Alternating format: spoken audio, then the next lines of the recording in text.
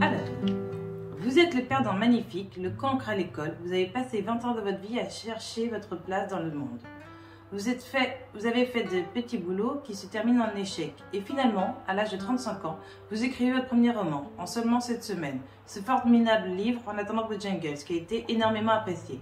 Les prix, la traduction dans plus de 36 pays et dans plus de 22 langues en sont le témoin parfait. Vous dites que c'est en échouant qu'on apprend. Et qu'au milieu des échecs, il y a un succès, celui d'être heureux de vivre. Question. D'où puisiez-vous cet enthousiasme, cette joie de vivre? Quelle est l'étincelle d'espoir qui vous guide dans la vie? Eh ben écoutez, en fait, je crois que ma joie de vivre découle d'une absence de choix, parce que tout simplement, soit on se plaint, soit on rit de ses malheurs, et soit on essaie de faire rire les autres avec ses problèmes. Voilà, ça c'est le parti que j'ai pris, c'est de toujours faire rire les gens avec mes problèmes. Donc ma joie de vivre découle de là, tourner tout en farce, ça rend la vie beaucoup plus drôle. Comme En attendant votre jungle, c'est un roman d'un couple qui s'aime à la folie, pour la vie et au-delà. Et leur petit garçon qui est ébloui par eux. Cette histoire, c'est l'histoire d'une famille qui mène une vie extraordinaire, hors du commun, fantaisiste, qui célèbre à chaque moment de la vie en faisant des fêtes, jour et nuit, et qui a pour animal de compagnie un oiseau élégant, la demoiselle de Numidie. Ce roman, parsemé de mensonges à l'endroit à l'envers, est raconté sous le prisme du père et de l'enfant. Je me suis particulièrement régalée avec la narration enfantine qui est sincère, naïve et pure. Cela m'a rappelé un peu le personnage du petit Nicolas et celui d'Oscar d'Éric Emmanuel Schmitt. Quelle était votre méthode pour réussir à penser comme un enfant et raconter ses sagesses enfantines? Comment ces jeux de mots vous sont-ils venus à l'esprit? Alors écoutez, c'est assez étonnant parce que je n'ai pas eu une enfance heureuse, je n'ai pas du tout aimé mon enfance et j'ai comment dire, fantasmé l'enfance que j'aurais rêvé d'avoir. Étonnamment, ça n'a pas été si difficile que ça. Je crois que le travail, le pouvoir de l'écrivain, c'est d'inventer des situations qu'il n'a pas vécues, de se glisser dans la peau et de se mettre en situation. Voilà, j'ai tout simplement fantasmé l'enfance que j'aurais voulu avoir. Bon, écoutez, franchement, il s'agit d'une enfance très heureuse dans le roman, pendant les 2 premiers tiers du texte. Ensuite, c'est un peu plus compliqué, mais... Et je pense que j'ai une capacité d'émerveillement qui n'est pas si éloignée de l'enfance. Comment vous êtes-vous inspiré pour donner les surnoms à vos personnages? L'ordure, Mademoiselle Superfétatoire, Bulle d'air, qui ne sont que quelques exemples. C'est certain qu'ils resteront gravés dans les têtes des lecteurs pour toujours. Ben, c'est très gentil. Écoutez, les surnoms sont venus assez naturellement. Par exemple, l'ordure, pour tout vous dire, c'est le surnom qu'un de mes amis donne à tout le monde. Et il appelle tout le monde l'ordure. Quand j'ai créé le personnage du sénateur, il m'a semblé immédiatement que ce surnom allait lui coller parfaitement. Donc je l'ai choisi comme ça. Mademoiselle Superfétatoire, je voulais qu'elle s'appelle Mademoiselle, que cet oiseau s'appelle Mademoiselle, parce que de toute façon c'est une demoiselle de Numidie, donc ça s'imposait. Superfétatoire, parce que je voulais que le nom commence par quelque chose d'assez magique, et donc superfétatoire, et puis la définition c'est quelque chose qui est inutile, qui vient en plus. Je trouvais que cet oiseau était inutile, venait en plus, n'était pas nécessaire. Mais il est là, et donc c'est ce qui rend sa présence magique. Concernant Bulle d'air, bah, écoutez, tout simplement, elle passe ses journées à l'asile à péter des bulles d'air, donc je n'ai pas été chercher ce surnom très très loin. Le couple dans le livre célèbre la Sainte Georgette le lendemain de la Saint-Valentin parce que, je vous cite, il trouvait ça Ils trouvaient tellement peu romantique de s'attabler dans un restaurant entouré d'amour forcé en service commandé. Pour eux, la Sainte-Georgette n'était surtout pas la fête des amourettes. Comment percevez-vous l'amour et comment le célébrez-vous?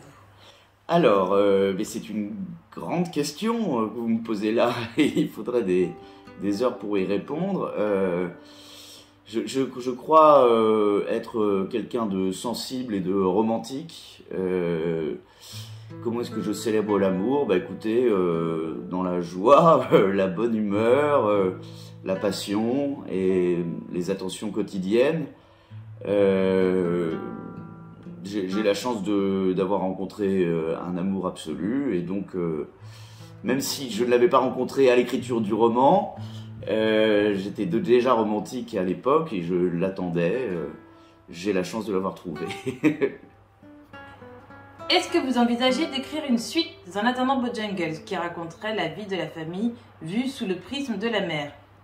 Entre parenthèses, c'est une question d'Anna, l'une des admiratrices du livre, ici en Macédoine du Nord. Eh bien écoutez, chère Anna de Macédoine du Nord, je vous remercie pour votre question. On me l'a souvent posée. Je vais vous répondre la même chose qu'à chaque fois. Il n'y aura pas de suite, il n'y aura pas de prolongement de ce roman. Il me semble que j'ai tout dit et je laisse au lecteur la fin, le choix et le souhait et l'imagination nécessaire pour imaginer ce qui se passe après. Quant à un autre point de vue, celui de la mère, l'intérêt du roman est que cette femme solaire est observée par les deux personnes qui l'aiment intensément, son père et son mari et son fils. Son point de vue n'apparaîtra pas dans un autre roman. Cette femme est le sujet, l'héroïne, et elle est décrite par les gens qui l'aiment. Avant Bojangles, vous avez écrit un autre roman qui est resté inédit. Vous avez dit que ce roman plus volumineux, plus sombre et plus cynique a donné en quelque sorte la forme et le style d'En attendant Bojangles. Un roman plus court, plus lumineux, poétique. Pensez-vous que ce roman pourra voir le jour à l'avenir? Alors, écoutez, c'est bien simple. Ce roman, je pense, ne verra pas le jour à l'avenir, ne sera pas publié, peut-être après ma mort. C'est un premier roman et c'est grâce à ce roman-là que j'ai réussi, enfin que j'ai appris à écrire en quelque sorte, car j'ai passé 2 ans à travailler intensément sur ce texte. J'ai pu constater que j'arrivais à mener à bien un roman, une histoire, à la développer, et donc ce roman était très utile. Néanmoins, je pense qu'il y a beaucoup de maladresse dans ce texte. Il est très dur, très violent. Mais comme je le disais, étant donné que j'ai appris beaucoup dans ma manière d'écrire, j'ai pris des réflexes d'écriture. Ce roman n'est pas publié, mais a été extrêmement utile. Voilà, et donc sa mission est accomplie. Pour le moment, les lecteurs peuvent se régaler non seulement avec En attendant Bojangles, mais aussi avec Pektum Salis, un roman sur l'amitié entre deux personnages menant des vies complètement différentes. J'espère que le public macédonien aura la possibilité de plonger dans ces pages aussi. Quels sont vos projets professionnels dans l'avenir proche? Est-ce que nous pouvons attendre un nouveau roman? Alors écoutez, je vous remercie déjà d'apprécier Bojangles et Pektum Salis, c'est très gentil. Je viens de sortir un roman qui s'appelle Florida, dont j'ai fait la promotion à Paris ces 15 derniers jours, qui pour le moment reçoit un très très bon accueil de la part de la presse, des libraires et des lecteurs, donc c'est une bonne nouvelle. Il s'agit d'une histoire de mini-miss aux États-Unis, en Floride, qui décide un jour de se venger de la mère qui l'a exposée sur les podiums. Donc pour le moment, je fais la promotion de Florida et j'ai, oui, d'autres projets d'écriture dans plusieurs domaines, mais étant donné que je ne suis pas sûr de la manière dont ça va aboutir, je préfère ne rien vous dire. Voilà, c'est un secret. Et si ça ne marche pas, eh bien ce sera j'aurais bien fait de conserver ça secret. Voilà. J'ai l'habitude de souligner des phrases dans les romans qui me motivent et me réconfortent. Ces 2 phrases. Quand la réalité est banale et triste, inventez-moi une belle histoire. Et nous n'avions pas d'autre choix que de foutre un coup de pied au cul de la raison. Me réconforte dans le sens où, même quand la vie est triste, nous ne devons pas oublier qu'elle est belle aussi. Pourriez-vous vous rappeler d'une telle phrase d'un roman qui vous est cher? Alors, écoutez, c'est une phrase d'Oscar Wilde. C'est le meilleur moyen de résister à la tentation, c'est d'y céder. Voilà, je trouve que tout le talent d'Oscar Wilde est dans cette phrase. Il y en a 1000 autres à citer. Elle est cynique, elle est vraie, elle va à contre-courant de ce qu'on pourrait penser, et c'est la raison pour laquelle cette phrase me plaît beaucoup. Le meilleur moyen de résister à la tentation, c'est d'y céder. Je voulais vous remercier pour ces questions. Je voulais vous dire que j'étais très heureux d'être édité en Macédoine.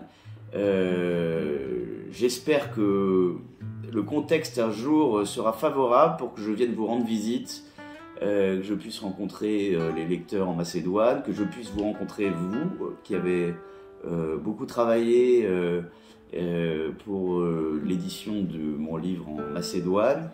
Et voilà, je vous dis à bientôt, j'espère, et je vous souhaite à tous une excellente lecture.